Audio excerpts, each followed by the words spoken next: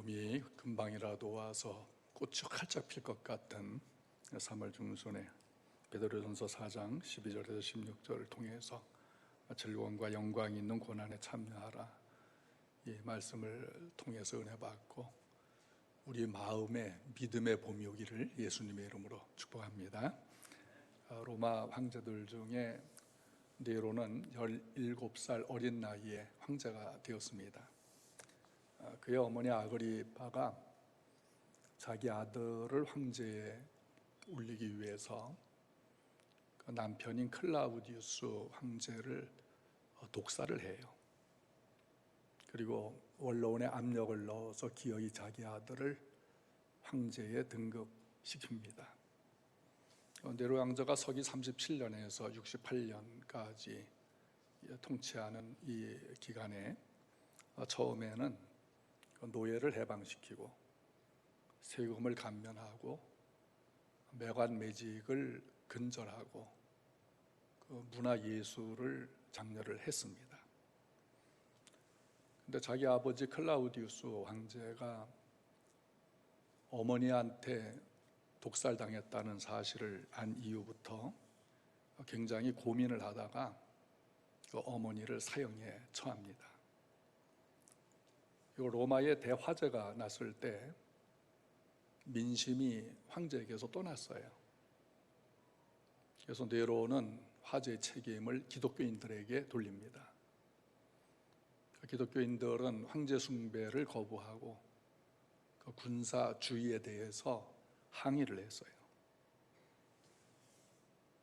그래서 네로 황제가 기독교인들이 로마 신의 화재를 일으켰다, 그들을 핍박하기를 시작합니다. 이 시기에 말할 수 없는 핍박을 통해서 교회는 흩어지게 됐고 엄청난 고난에 직면하게 됐습니다. 네로 황제가 통치하던 시기에 베드로는 박해를 피해서 로마를 떠나 다른 지역에서 피난가 있는 성도들에게도 엄청난 고난이 임박했다는 것을 알려주고 있습니다.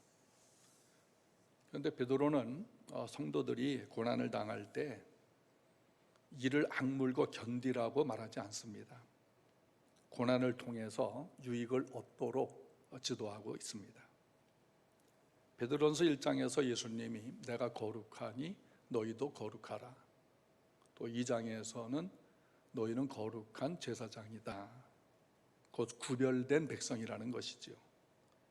그런데 거룩하게 산다는 것은 예수님을 더 잘 믿으려고 애쓰는 거죠. 예수님을 잘 믿으려고 애쓰면 애쓸수록 박해가 있고 고난이 있다는 것이에요. 그것은 불가피한 것입니다. 12절에서 고난당하는 성도들을 사랑하는 자들이라고 부르지요. 성도들을 사랑하고 그 고통에 공감한다는 표현입니다.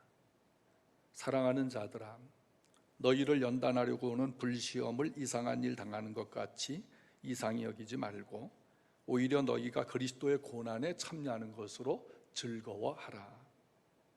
박해와 시련이 믿음을 단련시키기 위해 불에 타는 것 같은 시험이고 고난이지만 하나님이 허락하셔서 믿음과 인격이 더 연단돼서 더 거룩하게 하려는 것입니다. 어려운 시련이 있을 때 예수님을 믿는데 왜 이처럼 힘든 일이 생길까? 하나님을 잘 믿으려고 애쓰는 나에게 왜 일이 잘 풀리지 않을까? 봉사하고 잘 섬기는데 이런 고난이 있을까? 겸손히 충성하고 사랑하는데 왜 병이 생길까? 이상하게 생각하지 말아라.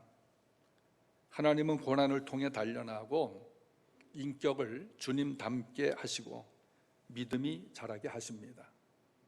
무엇보다 고난당하는 성도들에게 이길 힘을 주시는 것입니다. 그러므로 우리 사랑하는 성도들, 불같은 시험 많으나 겁내지 마십시다. 구주의 권능 크시니 이기고 남겠네. 사람들은 교회가 좋은 일을 하면 뭐 교회니까 당연히 좋은 일을 해야지 그렇게 생각을 합니다. 또 교회가 잘못하면 교회가 그래 하면서 비방을 합니다. 그러니까 교회라고 하는 것은 잘하면 본전이고 잘못하면 벌떼처럼 달려들어 쏘는 것입니다.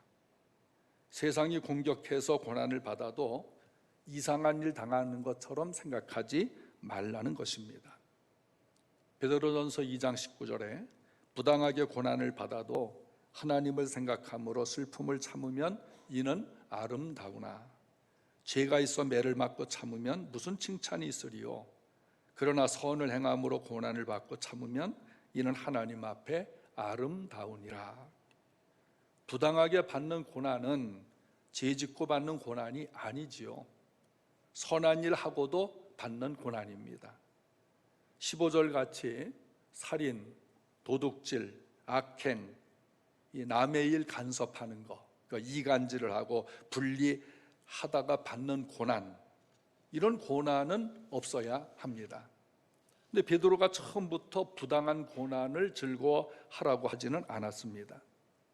마태복음 16장 21절에 제자들이 예수님을 주는 그리스도이십니다, 살아계신 하나님의 아들이십니다, 이런 고백을 했을 때 이때부터 예수께서 자기가 예루살렘에 올라가 장로들과 대제사장들과 서기관들에게 많은 고난을 받고 죽임을 당하고 제3일에 살아나야 할 것을 제자들에게 비로소 가르치시니 베드로가 예수를 붙들고 간하여 가로되 주여 그리 마옵소서, 이 일이 결코 주에게 미치지 아니하리이다.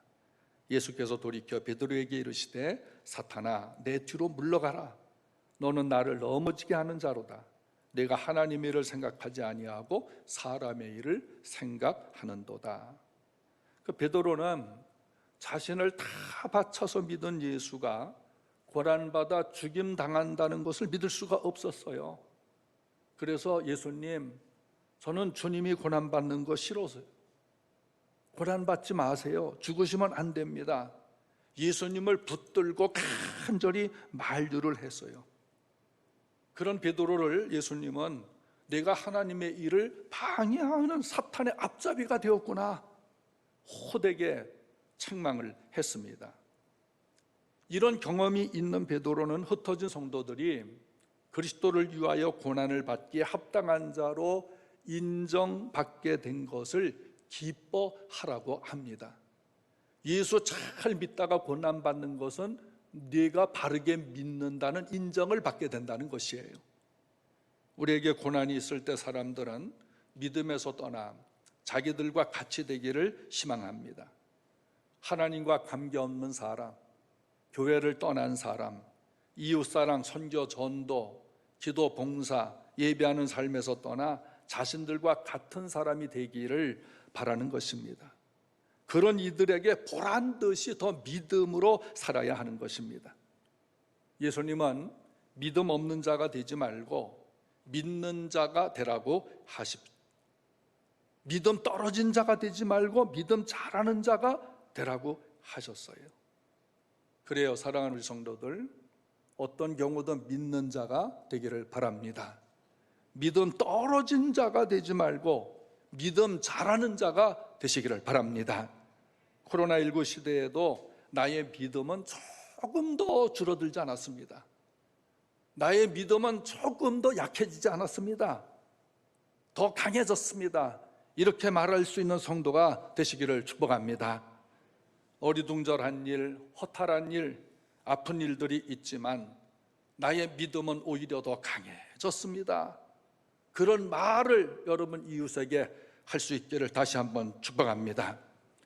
현실에서 우리가 유일하게 매달릴 수 있는 기둥은 무엇일까요? 유일하게 내가 붙잡을 수 있는 끈은 무엇일까요? 예수 믿음입니다. 우리가 붙잡고 주여 주여 도와주세요 외치고 울고 불고 소리치고 매일 간구해도 예수님은 우리를 귀찮다고 거절하지 않으셔요. 내가 네 마음 알아. 너의 아픈 신음소리 내가 듣고 있어. 내게 부르짖어라. 수고하고 무거운 짐 다 내게 맡겨라. 너 상한 갈대 같은 거 내가 안다. 너 꺼져가는 등불 같은 거 내가 알아. 나는 암탉이 병아리 품듯 품어주신, 위로해 주시는 그가 누구셔요? 예수님이십니다. 예수님은 우리의 피난처시고 영원한 팔로 우리를 붙들어 주십니다. 그러므로 하나님은 우리의 피난처시요 힘이시니 환난 중에 만날 큰 도움이십니다. 잠언 14장 26절, 여호와를 경외하는 자에게는 견고한 의뢰가 있나니 그 자녀들에게 피난처가 있으리라. 시편 55편 8절, 내가 나의 피난처로 속히 가서 폭풍과 광풍을 피하리라. 인생의 폭풍이 있지 않습니까? 환난의 광풍이 있지 않습니까? 그런 폭풍과 광풍을 만났을 때 시선을 예수님께 두시고 방향을 예수님께 두어야 하는 것입니다. 피난처 있으니 환난을 당한 자 다 내게로 오라. 땅들이 변하고 물결이 일어나 산 위에 넘치되 두렵지 않네. 높으신 하나님 우리를 구하니 할렐루야. 괴로움이 심하고 환난이 극하나 피난처 되시는 주 하나님이십니다. 하나님이 고난을 허락하신 목적이 있습니다. 첫째는 그리스도의 고난에 참여하게 하는 것입니다. 고난은 예수님과의 교제를 증진시킵니다. 빌립보서 1장 29절은 그리스도를 위하여 너희에게 은혜를 주신 것은 다만 그를 믿을 뿐만 아니라 또 그를 위하여 고난도 받게 하려 하심이라. 어느 여집사님이 대단히 까다롭고 말이 전혀 통하지 않는 강팍한 남편을 만나서 살기가 너무 힘든 겁니다. 그래서 어느 날 마음을 단단히 먹고 남편에게 말을 했어요. 여보, 난 당신을 만나서 불행해졌어요. 당신 만나 내 인생은 병들고 찌들고 상처투성이고 한이 맺혔어요. 당신은 나에게 있어서 불행한 존재예요. 그때 남편이 이렇게 말했습니다. 당신은 입만 열면 나 때문에 불행해졌다고 말을 안 해? 당신 취미가 불행하다고 말하는 거야? 그게 다 나 때문이야? 하고 쏘아붙였습니다. 이 아내가 그 말을 듣고 너무 억울하잖아요. 근데 그 다음 날부터 새벽 기도를 가서 그 남자 만나서 행복하게 살려고 결혼을 했는데 내 남편 때문에 나는 더 불행해지고 비참해지고 마음이 병들고 억울합니다. 이거 물을 수도 없고 어떻게 하면 좋겠습니까? 자기 자신을 생각해 보니까 너무 불쌍한 거예요. 그래서 주님, 이 여종을 불쌍히 여겨주소서. 불쌍히 여겨주소서. 그때 주님이 마음에 하시는 말씀이 내가 언제 그 남편 믿고 살라고 하더냐? 언제 그 남편 때문에 내가 행복하라고 하더냐? 너는 나를 믿고 행복해라.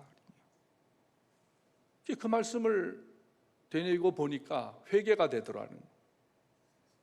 믿을 리는 예수님밖에 없는데 내가 남편을 너무 믿고 의지해서 행복해지려고 했던 것을 회개합니다.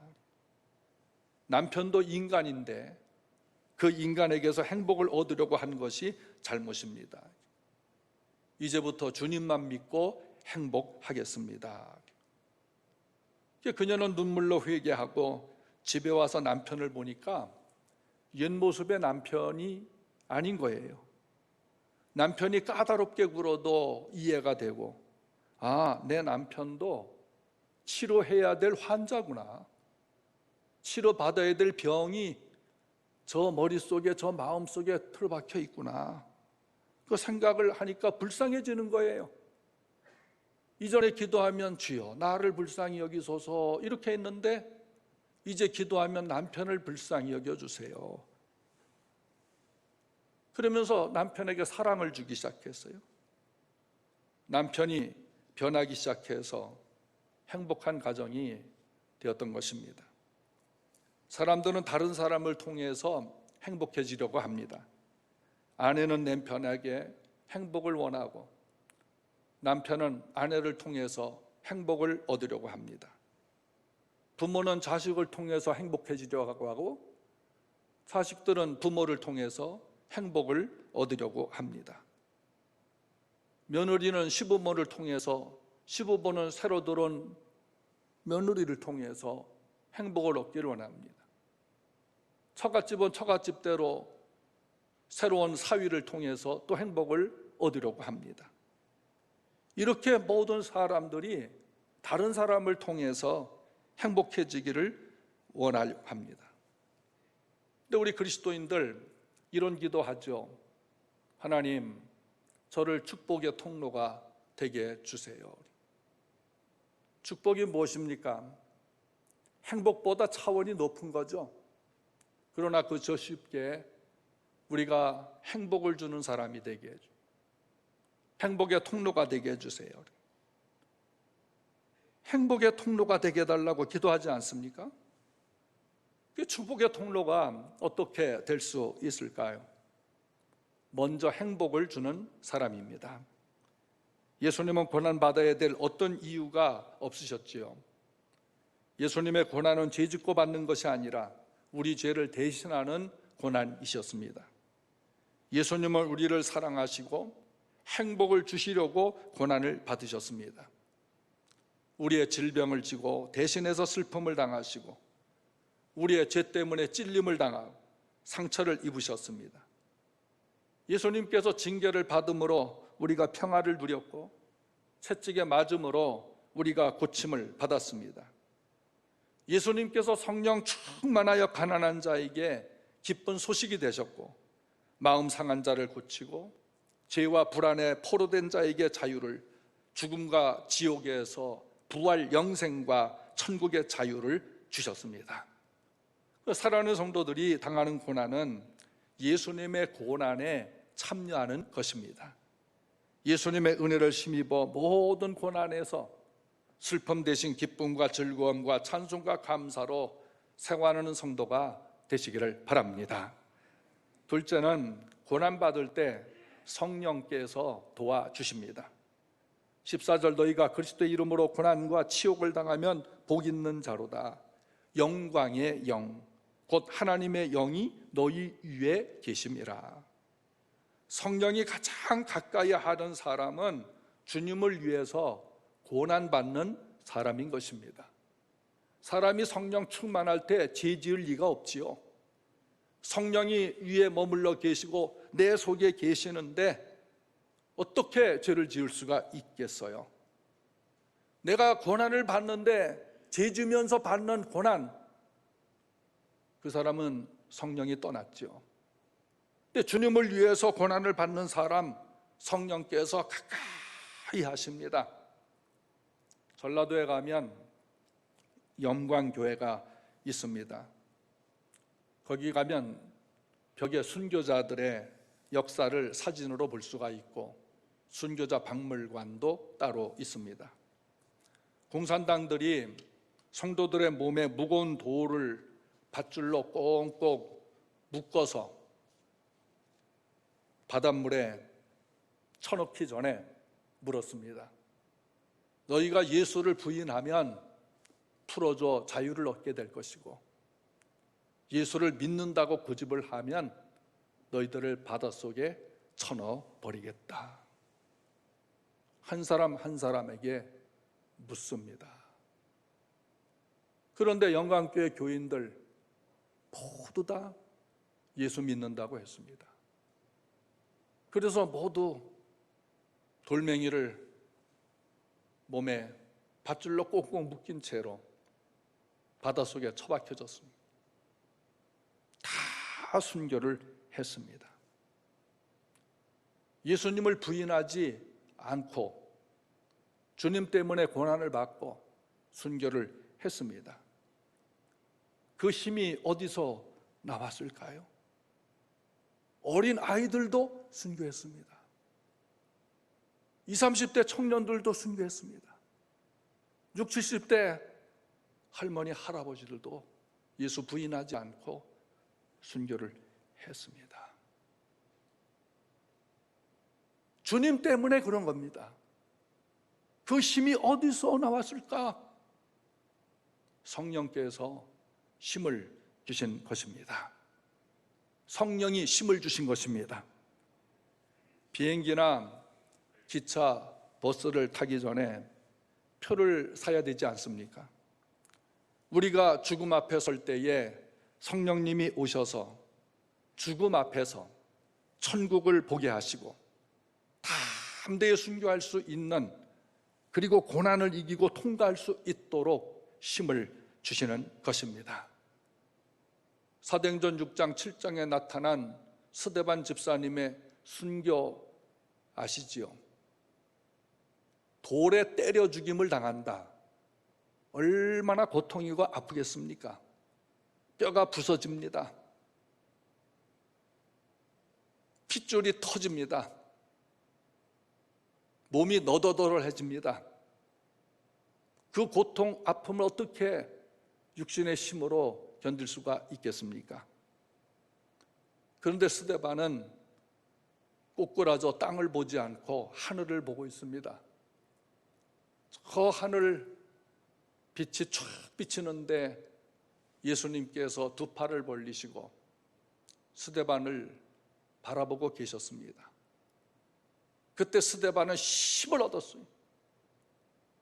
돌에 맞았는데 아픔을 느끼지 못해.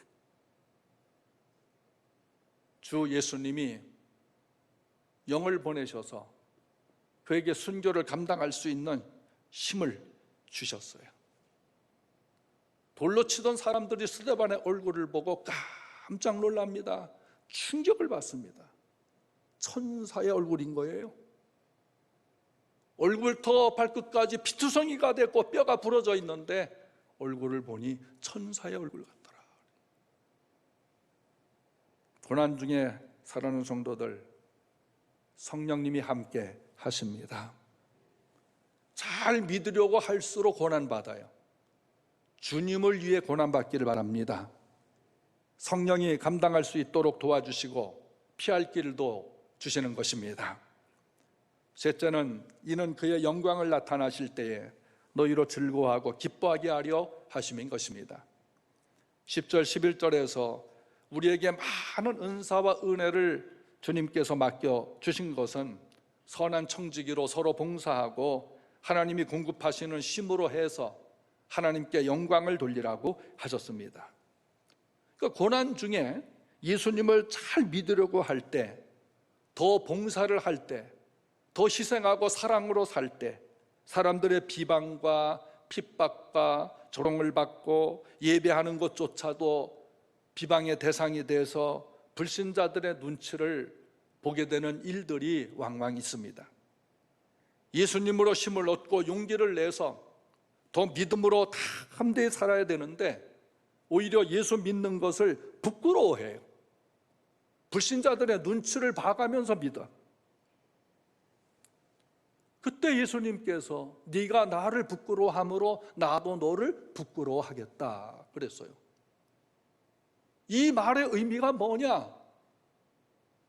네가 나를 모르는구나. 그럼 나도 너를 모른다. 네가 나를 부끄러워함으로 나도 너를 부끄러워하겠다. 나는 내가 도무지 누군지 알 수가 없다. 16절, 만일 그리스도인으로 고난을 받으면 부끄러워 말고 도리어 그 이름으로 하나님께 영광을 돌리라고 했습니다. 이상근 목사님이란 분이 계셔요. 1920년에 태어나서 1999년에 하늘나라 가셨습니다. 박형영 박사, 박윤선 박사님과 함께 한국인 93대 성경 학자입니다. 신구약 전권을 주석으로 내시고 삶으로도 존경받는 분이셨습니다. 그때 이 상근이 16살 때 발에 병이 생겼어요. 대구 달성공원 나무 아래에서 40일을 작정하며 예수님, 발이 너무 아파요. 발병을 고쳐주세요. 병 낫기를 기도했습니다. 그런데 병이 점점 악화돼서 걸을 수조차 없게 됐어요.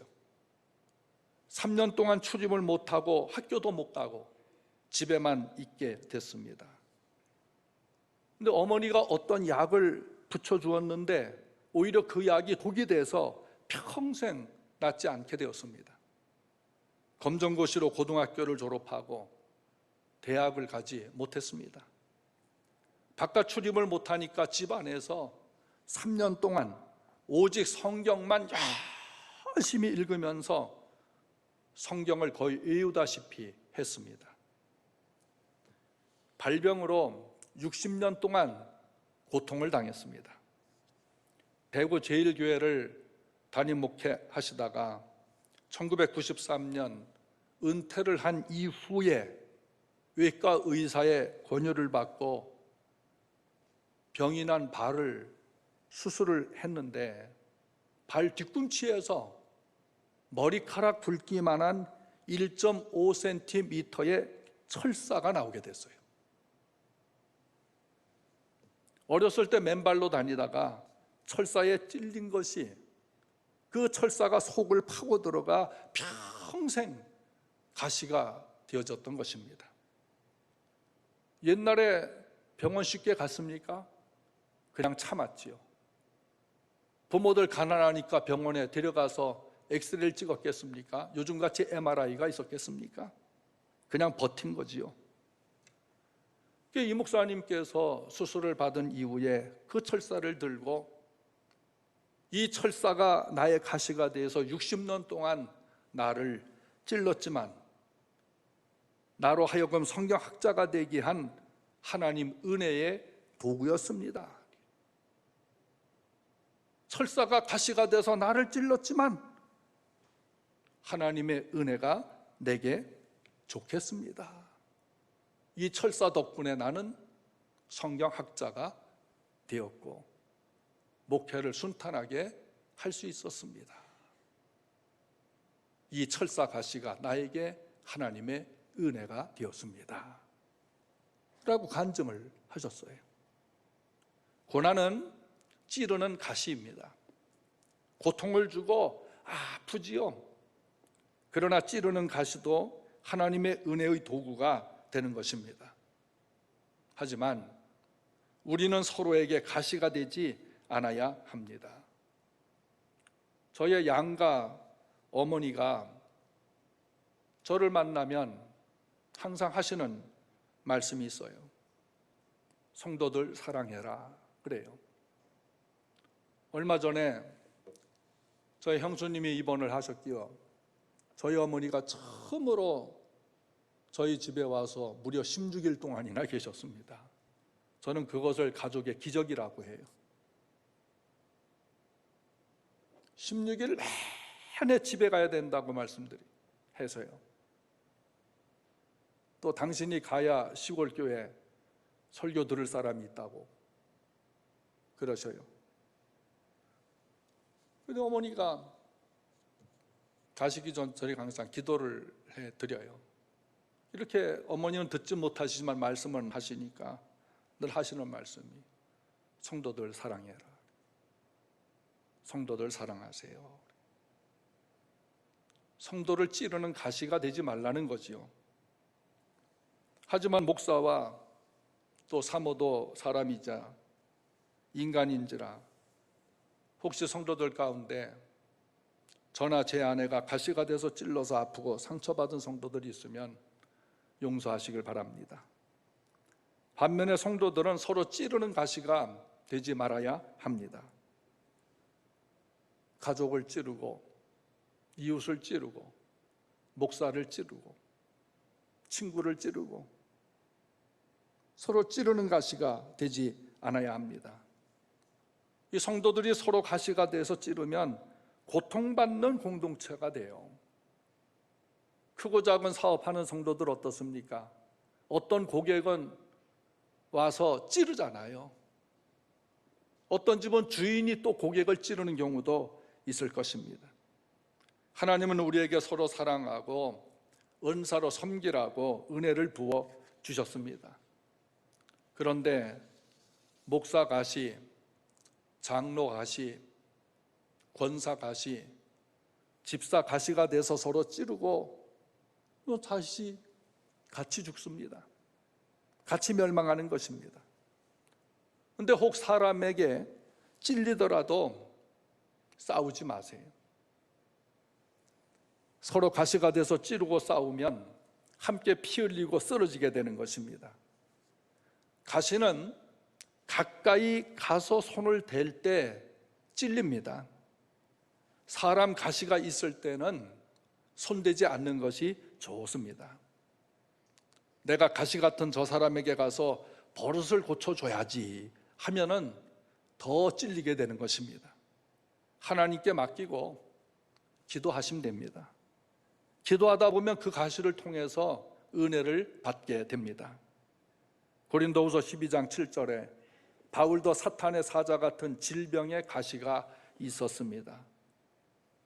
어떤 성도는 너무 바울에게 불순종을 하고 마음에 상처를 줘서 어떤 교회 편지할 때는 그 사람을 만나지도 마세요. 너무 속상하니까 바울도 그런 편지를 쓸 때가 있었고, 내가 그 사람 때문에 너무 고생을 했습니다. 그가 나를 무척 찔렀습니다. 이렇게 성경에 이름이 기록된 사람도 있습니다. 이게 사람들이 가시가 됐다는 것이죠. 그런데 바울은 가시 같은 병을 고쳐달라고 많이 기도했지요. 가시 같은 사람들 없애달라고 기도했지요. 근데 하나님께서 병을 고쳐주시지 않고 사람을 없애주지 않고 오히려 내 은혜가 내게 족하다 하시면서 가시를 통해서 은혜를 받으라고 하셨습니다. 여러분에게 어떤 가시가 있습니까? 그 가시를 통해서 은혜 받기를 바랍니다. 세상 권세와 권력을 얻으려면 많은 사람을 짓밟고 실망을 시키고 죽이고 찌르고 해야 겨우 권력 하나 얻게 됩니다. 그렇지만 가시면류관은 믿음만 있으면 누구나 하나님이 씌워주시고 승리를 해서 영광의 면류관으로 바꾸어 주십니다. 예수님은 죽음의 십자가 가시면류관을 부활의 면류관으로 승리하셨습니다. 현재의 고난이 육신적으로 정신적으로 견디지 못할 정도로 힘들 때도 있습니다. 하나님의 영광을 생각하면 내 힘으로 견딜 수 없는 어려운 일도, 불같은 시련도, 고난도 능히 이길 힘을 주시고 영광으로 변화시켜 주시는 것입니다. 우리 사랑하는 여러분, 예수님과 상관없는 살인, 도둑질, 악행, 남의 일에 간섭을 해서 이간질을 하고 분리를 시키고 찌르는 그리스도인의 삶과 관계없는 이 일을 하다가 또 탐내고 금지된 일을 하다가 죄짓는 일로 고난받지 않기를 바랍니다. 그리스도인으로 고난받을 때 부끄러워 말고 도리어 하나님께 영광을 돌리십시다. 고난을 믿음으로 이긴 결과는 무엇일까? 하나님께 영광이 되는 것이에요. 그리고 상을 받습니다. 마태복음 5장 12절에 기뻐하고 즐거워하라. 하늘에서 너희의 상이 큼이라. 고난이 없는 시대도 없었지만 지금은 특별히 더 고난받는 시대입니다. 서로 찌르는 가시가 되지 마시고 내가 찔리면 그를 불쌍히 여겨주시면서 고난을 통해서 하나님의 기쁨, 즐거움을 취득하고 고난의 가시를 통해서 은혜를 받으시고 또 하나님 앞에 영광 돌리다가 상 받는 성도가 되기를 예수님의 이름으로 바랍니다. 아멘.